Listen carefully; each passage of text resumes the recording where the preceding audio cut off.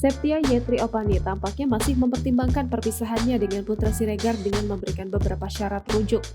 Merasa dirinya beban, Septia Yetri meminta dibikinkan tempat usaha sebagai syarat rujuk kepada Putra Siregar.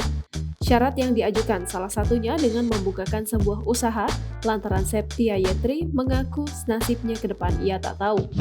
Selain itu, Septia Yetri pun menyadari bahwa selama ini dirinya beban.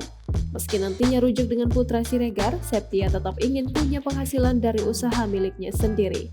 Septia Yetri mengungkapkan bahwa jika memang persyaratan yang diajukan tidak mampu dipenuhi oleh Putra, maka proses perceraian akan dilanjutkan kembali.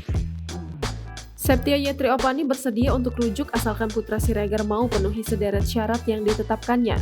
Beberapa persyaratan yang diajukan oleh Septia Yetri diantaranya adalah soal aset, perubahan perilaku, dan izin istri setiap keluar rumah.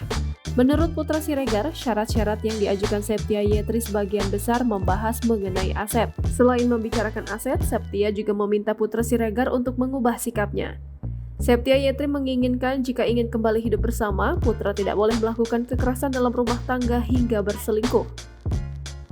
Tak hanya itu, Septia juga ingin Putra Siregar selalu izin kepadanya setiap keluar rumah. Begitu pula soal pekerjaan dan perusahaannya. Jangan lupa subscribe, share, komen, dan like ya!